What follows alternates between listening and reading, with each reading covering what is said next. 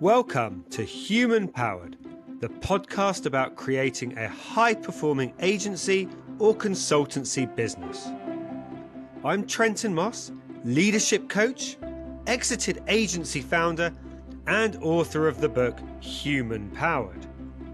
And on my podcast, my guests spill their secrets about how they've created high-performing teams and how this has translated into running a high-performing business. Today, I have Sam Fenton-Elstone, CEO and co-founder at Anything is Possible. Sam, hello. Thank you so much for joining me. Trenton, thank you for having me. Delighted. So I'm going to start by introducing you, Sam. So you run Anything is Possible. You've been running the business for around 6 years now, and you've grown it basically from nothing to 60 plus people. It's a media and creative and technology agency. And I mean, you've done some amazing things in just this small amount of time. You've done your first M&A, your first acquisition when you acquired Custard last year. You've launched in South Africa. You've won almost 40 awards during that time. Wow, you've achieved so much. And as your mantra is as a business, life is better when anything is possible. So what an incredible success story. And I guess I want to dive straight into asking you, what's the secret? What's the secret to you being such a high-performing business so quickly? Well, firstly, thank you for that lovely intro. I'm blushing here. I know my camera's off, but I'm all rosy-cheeked. No, it's very kind. I think before I guess answer the question directly, it's interesting because I think taking a step back and looking at it like that is something that you often don't afford yourself the time to do. Because you're running at 100 miles an hour and you're looking to constantly grow and improve and address the things that you know can be better. And actually, I think that kind of is a hint to what drives us forward so quickly, right? Because we're always looking at how we can improve each day. And I think it's something I learned about myself quite early on, was that I'm at my happiest when you're moving forward. In my life, when I'm static or stagnant, it's when I start to feel frustrated and kind of you start to get those kind of negative behaviors that crop up. But when you're moving forwards, that's when I'm at my happiest. So I think as an organization, as a culture, that's kind of intrinsic to what we do. And I think it's been a big reason why we've kind of moved forward every year. And, you know, we still want to move forward, right? We're not happy where we are. We want to keep going. So I think what you're saying is it's almost like, you know, you have a core value about, you know, progression, wanting to keep moving things forward. And it's that part of your personality that's coming into the business. I think so. There's certainly, you know, when we built the business, the idea that anything is possible, you know, life is better when you remember anything is possible. It's about removing limitations. So I'll indulge you with a story. So like my daughter, she's 4, Eva. When you're 4, anything is possible. But the world is huge, right? You know, we've got builders they're doing our garden. Steve, classic UK builder. You can imagine what he's like. And my daughter's a princess girl. She wears pink and she loves, you know, couldn't be more stereotypical. And taking her to nursery, she's like, Daddy, I want to be a builder like Steve. I'm like, of course you can be a builder like Steve. You know, and picking her up on the way back, she's kind of like she's moved on from that. She's like, Daddy, I want to be a superhero. And of course you can be a superhero, right? Because there's no limits to what she's thinking about and imagining. But the thing is, kind of when you get older, you become miserable. You become old and miserable and you start to limit yourself, right? You make excuses for yourself. And so you kind of think the opposite, right? You look at what's not possible and those limitations, they hold you back. So like when we set the business up, the whole idea is that anything's possible. So we've got to have this almost limitless desire to push the boundaries. That could be for our business and what we can achieve, but it's, you know, kind of more importantly, it's about the work we do for clients, right? So it's pushing them to make sure that they're doing things that perhaps they thought weren't possible, that they weren't able to do before. So I think when you get that, when you kind of are anchored on that belief, and all 65 or so of us are anchored on that belief, because, you know, to work here, you've got to be a possibilist. then I think you get good forward momentum. What I'm hearing, Sam, is the word limit that you're saying many times, and essentially that life is better when you have no limits. And it sounds like you're embedding that right into your culture. So yeah, so I think the short answer to that is yes, it is better when you have no limits, but it's a bit more nuanced than that. So if you're completely without limits, it can be terrifying, it can be chaotic, and that's not healthy, right? It's same with kids. If kids don't have boundaries, it actually becomes problematic. I'm a parent of young children, so it's like front and center of my mind. But the problem is, as you start to bring structure and boundaries to whatever it is that you do, that inherently limits what you think is possible. So it's about finding that middle ground. So it's kind of like you've got to be comfortable with a bit of uncertainty. Someone talked to me, it's like there's a wonderful analogy, I think, which I buy into. So, and it's a bit like, just go with me for a second on this, but like, I live in Brighton, so the sea is a big part of our culture. And so when you walk into the sea, you get like, imagine you're on Brighton Beach, you're walking down, it's really like your feet are killing you because you're walking on the pebbles. And eventually you get into the sea and it starts to be a little bit nicer because you've got the soft sand.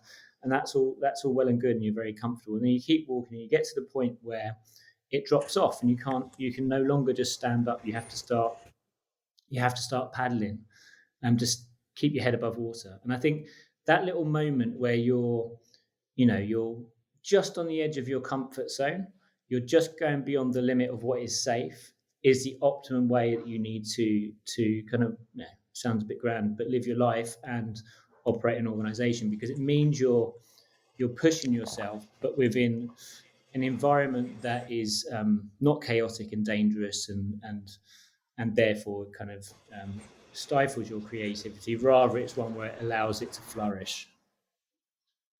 That's a wonderful analogy there about the walking into the sea. And I wonder, Sam, about making that apply in reality. How do you know when you go too far? Well, as an individual, I think it's your relationship with what you're doing. It's when it starts to overwhelm you, and that's sometimes I think all of us as people we don't realize that until it's too late. You think you're doing okay, and then you realize actually what you're struggling with is becoming too much, and it overwhelms. When you're looking at it from an organizational perspective, it's an interesting relationship because often people naturally work in organizations where they're potentially more risk averse. They don't push themselves enough. So you're kind of encouraging people to be a little bit more autonomous, or say no, give it a go. That what you're perceiving to be a risk is more of an opportunity. Don't worry about it. Like no one's gonna, nothing drastic or awful is going to happen if you were to fail. So go for it. So yeah, it's a balance, and I think different people respond to it in different ways. Some people, coming back to the sea analogy, just dive right in and swim off out into the depths, and there's not an issue. And other people need to be kind of coaxed out, and you need to be supported. So it's trying to find an environment for a group of people where both types of people can succeed. Essentially, from your perspective, to get that high-performing team is to help some of your team go slightly further out to sea, just to the edge of where they can stand, and then for other team members to bring them back just out of that deep water so they can still stand on their tippy toes. Yeah, everyone. Yeah, exactly right. And when we talk about teams, it's not just internally; it's with our clients as well. So one of the things that we realized early on is that we do really, really well with certain types of clients. That is, clients that believe in the process, share the belief that actually anything is possible, and so their relationship to risk is different. So that's really important for us to recognize early on. But whilst that's true, not every client has the same relationship with risk, even if they all believe that anything is possible. So what we have to do when we kind of try and create a high-performing team with the client is identify where on that spectrum is our client. So is our client going to be swimming out, straight into the depths, or are they going to need, to be supported a little bit more? But in every instant, everyone in that team needs to ever so slightly push outside of their comfort zone. If you push people too far out, it's an uncomfortable place to be, and if you leave people within their comfort zone, it's an uncomfortable place to be because it adapts and it impacts on relationships. And tell me, Sam, have there been instances in the business where as a whole you feel you're a bit too far out of sea here? I think, like we kind of developing at a pace. So the thing is, when you're starting a business, you don't really have very much, right? You have grand ideas and a beautiful goal, and so you build it, and then as you grow, you bring more people in, and that adds complexity, but it also adds different perspectives. So the inevitable complexity that comes with scale needs to be supported or enabled through a strong process and a little bit more rigor. So for a business like ours, what you tend to find, I think, is that you grow quickly, then you realize, oh gosh, like we need to have some like a process to deal with this, or a way to deal with this new complexity that is now in the business, and then you optimize yourself for that. And I kind of liken it like it's a little bit like a pendulum. You swing both ways. So you kind of have some complexity. So you try to bring order through process, but by nature, the process is limiting of how you can be autonomous and how you can behave in certain circumstances. So you want to make sure you don't over process, therefore limit complexity to limit creativity, and then you pendulum back. But they're generally the moments where you kind of feel like, oh my gosh, we're a little bit far out here. We need to swim back and make sure that we don't end up drowning. This sea analogy's gone a lot further than I thought it might do. So I'm happy. The weather's nice. We were swimming out at Brighton Beach. Tell me, has there been a time where you've sat back and be like, ooh, we're a bit process heavy here? And how did you go about bringing back that creativity into what you were doing? Yeah, so I think, so fortunately, no, I don't think we've ever got to that point. But what I do find is that when you look to build process, I think there's a natural tendency for people to try and process every single stage of a workflow, behavior, whatever it may be. And what I mean by that is, so they'll break it down to the nth degree because you want to make sure you get it right. And coming back to my point around the pendulum, what I want to do is have structure. You want to have the structure needs to be a guiding set of principles and rails that allow people to be as autonomous as is like reasonable, basically. My view on a high performing organization, what you've got to do is you've got to have autonomous individuals making really good decisions as quickly as possible. If you do that, you diversify the decision-making process, so you remove bottlenecks. You benefit from collective intelligence because more people enables more perspectives. That means you can see the world from different angles. That means collectively you can, build off of that insight and that data. And process tends to limit those things. So that's the key thing. But if you say to someone, right, I need you to build a process for this, I think the natural position is to go, right, well, there's this stage, and you end up a process of 50 steps in that process, but it's never going to be followed, right? It's too much, it's too complex. So you have to take it to the simplest possible form, to understand that you're going to miss detail in that process, but because it's as simple as possible, it will be followed, and it enables them people to make good decisions. And then the next stage of that is, okay, how do you let people make good decisions or enable them to make good decisions? And that's a tricky one, but that's about giving them access to data, giving them the confidence to be able to make a decision, being able to measure the effectiveness of decisions, stuff like that. So even though you're a young company, you still realize that if we want to grow and if we want to keep growing at the scale that we're growing at, we need to guide people, but it needs to be a set of principles that we guide them with, and we need to give them data so they can make decisions quickly, and those are really good decisions. Yeah, that's the goal. I don't think you ever quite get to that. It's like the carrot with the donkey. That's what you're always aiming for, because you can always improve it. But when we first started, and it was me and my co-founder and a couple of people around the table, complex decisions and processes are easy to deal with because you're all on the same page. Communication's simple. Everyone's aligned, but you obviously can't do that with 60 odd people. So you have to have process and structure. But the thing that keeps me up at night is just building another big agency that's like every other agency.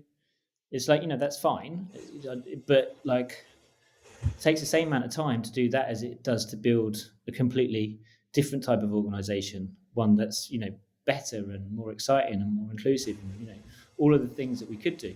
So much rather do that, which means if you just over process things, you end up kind of assimilating to what is normal as opposed to, carving out your own direction. I think it's wonderful what you're saying. And what I think is really wonderful is how you've got such a strong brand in terms of, the name Anything Is Possible. And you've used that name to guide the behavior of the business. Yeah, we believe it so much. We made it our brand. Is something that we talk about, and it's true. Naming a company is quite a difficult thing. It's harder than naming a child, I think, and you come up with all sorts of nonsense. But what was clear was kind of like a set of principles that underpinned all of our routes into those different names. So it was about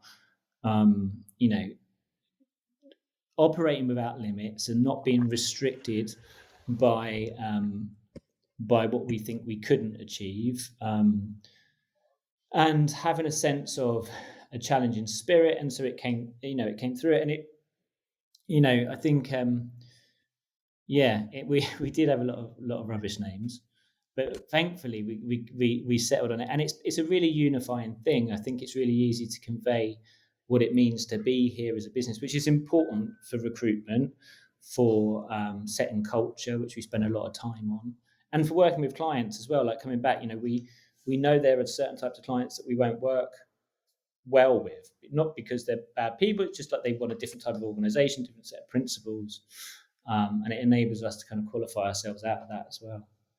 I want to pick up on what you said there about how the name and the mantra that anything is possible is so important for setting your culture. So we've got the mantra anything is possible.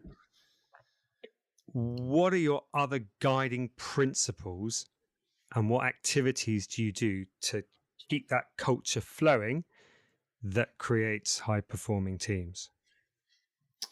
So the most important thing is embracing open-mindedness and learning.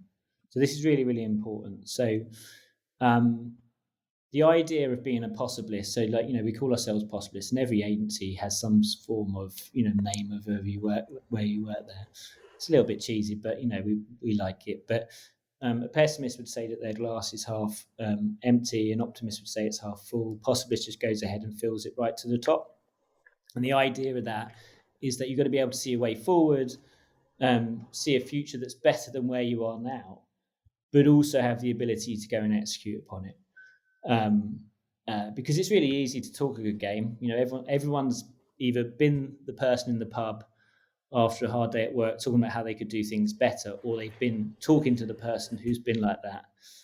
But actually going ahead and doing something is a whole different kettle of fish. But how to be a possibilist? Well, for us, it's about kind of making sure that you embrace new ideas. And it's quite interesting. I think the world's changing a wee bit, but really, if you look at it, for the last 50, 60, 70 years, you're educated for the first 25 years of your life intensively, and then you're kind of put out into the world of work, and then actually you start to be your ability to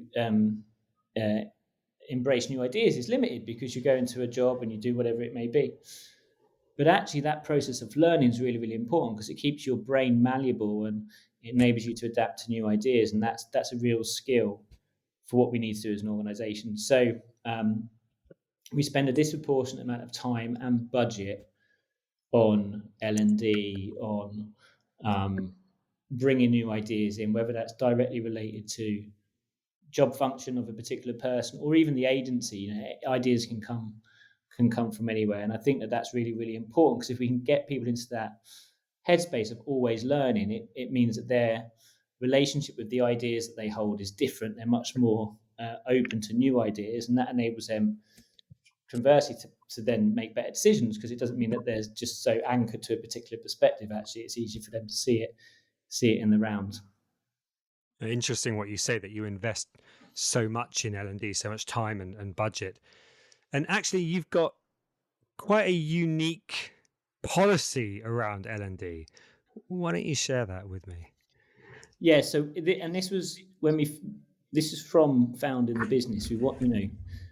There's someone wiser than me said, like, run your company like a university. So people come in, they learn, they enrich, and they get better, and let them leave when the right time for them is to leave. And I like that, because it kind of it's just much more expansive way of adding value into the world, I think. And I kind of took it to another stage, and I kind of like, it's interesting that universities always have a real strong alumni, but companies don't. You don't see many companies that really try and build a network of people who have worked there and stay connected. So, I don't want people to just be possibilists when they're working for anything as possible. We need more possibilists in the world. If we had more possibilists in the world would be a better place. So anyone who works with us for a minimum amount of time, even if they've left, they can still tap into their L&D funding, and they can do that until they retire. So the idea is that, each year, even if they've left, they can get back in touch with HR and say, this year I'd like to learn German. I'm going to do this course. Here's the invoice. Here's the cost for it. Please, could you cover it? And that means we can, it's great, because we get to continue a relationship with them, and the people who've worked to try and, they continue that spirit of learning into whatever it is that they're doing, for the rest of their lives.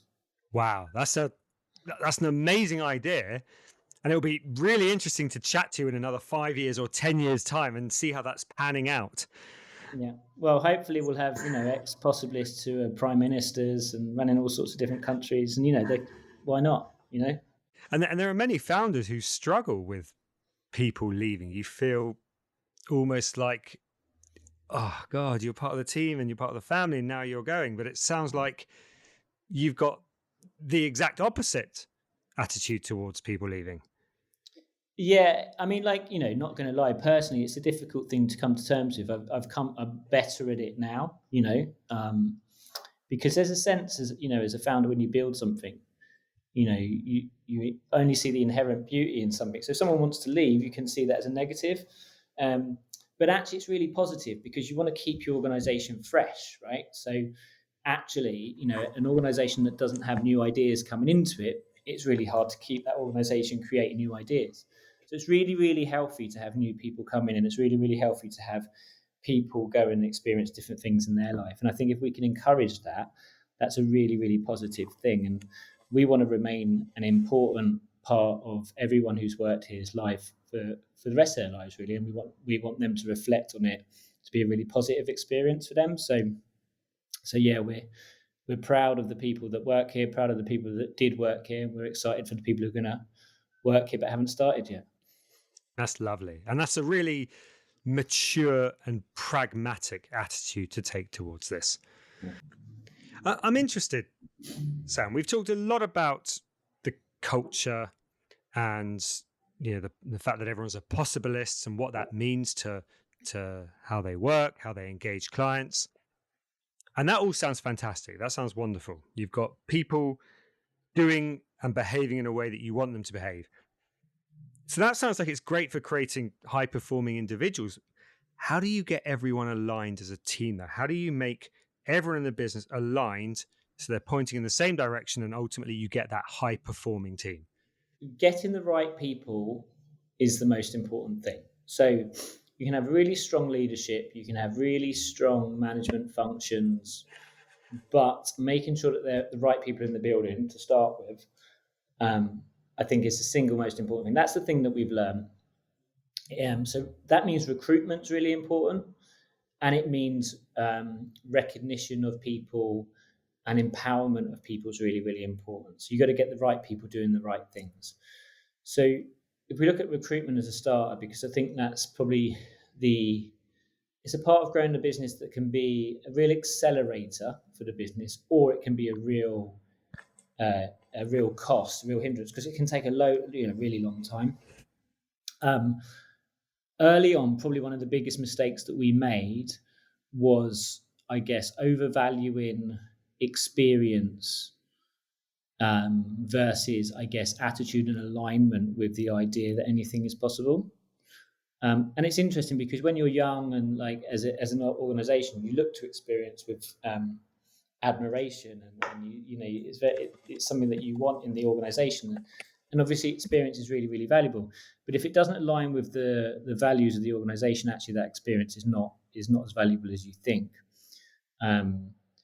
Whereas finding people who truly believe in the spirit of anything is possible, what we're trying to do, actually a lack of experience might not be a hindrance for them to succeed in the particular role.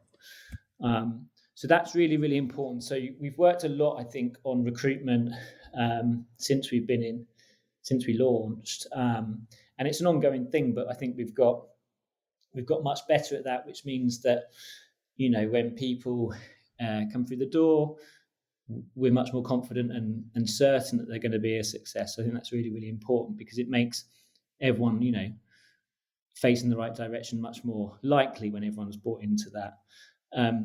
But then also within the organization itself, so deliberately having a culture which isn't just the person who shouts loudest or the person who's been here longest is the one that gets recognized. Actually, it's around kind of the ones that are really demonstrating the value, so people can see that it doesn't really matter whether you've been here 3 months or 3 years. If you add in the value, then then people will work with you and align with you. I think that's really, really important. So yeah, that's the thing I've learned the most. I think is make sure it's quite a classic piece of advice, isn't it? Like recruit slowly, but it is really, really important. Like you spend the time there and get it right. It makes everything much easier. Yeah, just getting those right people, and then for the ones that really turn out to be aligned with the spirit of anything is possible, just give them that recognition. Yeah, and I mean, I said it earlier, but like autonomy is really, really important for us, and it's when you're in a business that's small like ours and young, a lot of stuff hasn't been done yet. So you need people to be able to confidently operate in a scenario where they might be doing something for the first time. There isn't a well-trodden path. So that relationship with uncertainty is important. Some people operate at their best in an environment which is meticulously planned, has lots of structure, and that might not be the right environment for us. So it's coming back to that kind of enough process to enable people to make good decisions, but not so much where it's almost like a menu card for what should happen.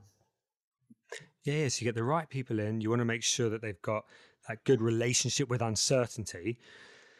And then, I mean, you talked a bit about L&D. Specifically, what sort of things do you do then to help people to really thrive and get their skills in things like leadership and emotional intelligence and resilience? How do you get those skills firing? Yes, I mean it's a blended approach. There's no one size fits all, right? Because you've got people learn in different ways, and people come together in different ways, and where you think people are going to respond really well, they don't, and other things that works that surprises you. But so we have a mixed kind of approach to making sure that people are always learning. So we've got we work really, really closely with the IPA, which is a fantastic organisation which gives us access to amazing depth of learning materials and courses, and everyone's encouraged and actually incentivized to make sure that they complete that. And that's kind of the more formal side of it, and that's linked to kind of a performance management process in the organisation that is heavily focused on this idea that you improve yourself, that improvement leads to an outcome for the business, we measure it, and then we go again, and that's a real focus. But then we have a much more kind of softer, casual environment where we're sharing. So like every Friday we'll have a whole agency get together on a Friday afternoon where we talk about all sorts of different things. So people present on their passions, people present on different just areas of interest, and that's important, particularly for people in the organisation that might not be used to speaking in front of people, who aren't used to having to present, all of that sort of stuff. I think that works really, really well. You still, even in an environment like that, some people embrace it and some people don't, and that's the inevitability of it. With everyone's relationship with what it should be, it comes back to that idea. Some people are swimming out into the depths and others are hugging the shoreline a lot more, and that's absolutely fine. So we're not trying to get everybody to be the leader or to be out there on stage, because I think that kind of makes it a bit toxic. We're trying to find an environment where everybody is pushing themselves forward in a way that's right for them, and collectively that enables the output of the team to be at its highest level possible. That makes total sense. Everyone needs to be progressing, moving forward, but in a way that works for them. And when everyone's doing that, what impact do you see on client relationships? Clients want us to push them. They want to learn. I mean, it's not enough for us to be an agency that just delivers them media planning and buying. It's about enriching their experience through the knowledge that we bring them, the challenges that we present to them, allowing them to move forward in the day-to-day that they're doing. Because generally, like I said before, the clients that choose to work with us and we choose to work with, we align on this idea that they want to do something that perhaps they haven't done before. And so that's really the ultimate measure is, are we pushing our clients, and our clients pushing us to do work that a year ago we might not have thought was possible.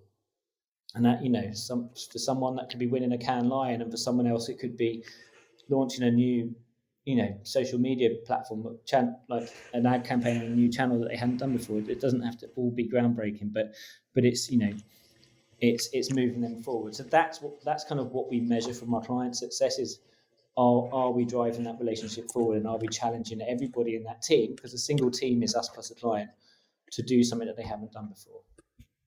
And again, it all ties back to anything is possible. So it's a wonderful mantra and a wonderful story, and an amazing journey over the past 6 years that you've been on. Yeah. What's next for you, Sam? What's next for you and the business? 6 years it's flown, to be honest. It's been a crazy 6 years, because that was pre-COVID, in the olden days.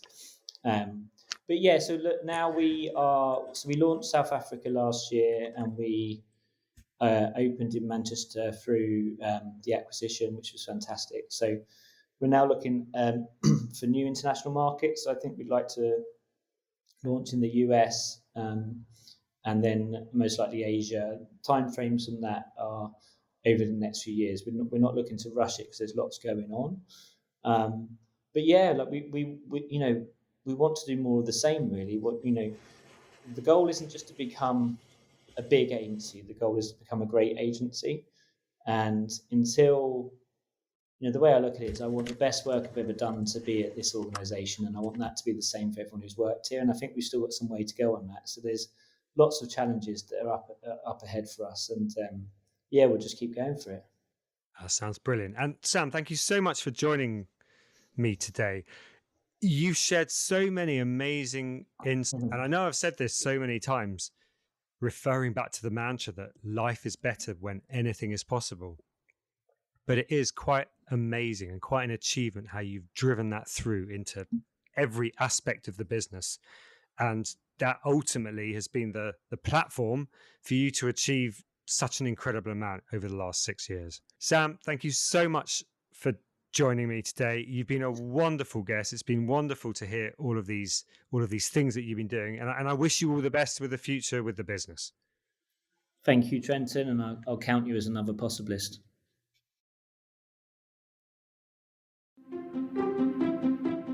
You've been listening to Human Powered, the podcast all about creating a high-performing agency or consultancy business. Thanks for tuning in.